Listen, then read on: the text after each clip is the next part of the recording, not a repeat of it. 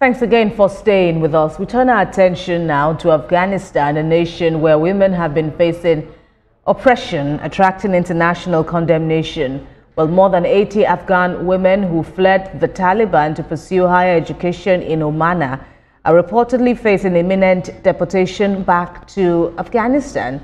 Their scholarships, funded by the U.S. Agency for International Development, were abruptly terminated after the sweeping freeze on foreign aid programs by the Trump administration. And since regaining power nearly 4 years ago, the Taliban has imposed draconian restrictions on women, including banning them from universities. And these actions have been repeatedly condemned by the United Nations.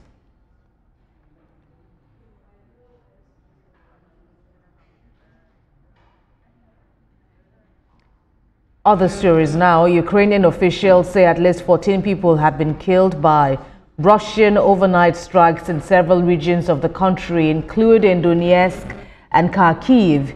8 residential buildings and an administrative building were also reportedly damaged following strikes in Dobropilya in Donetsk. The Russian Defense Ministry says it intercepted 31 drones overnight in Ukraine's retaliatory action.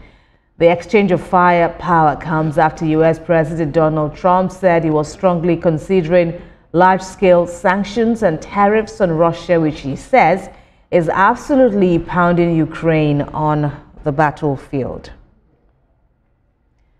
Meanwhile, in his attempts to broker peace between both nations, President Donald Trump says he's finding it more difficult to deal with Ukraine than Russia. Talking to reporters in the White House Oval Office, President Trump says the U.S.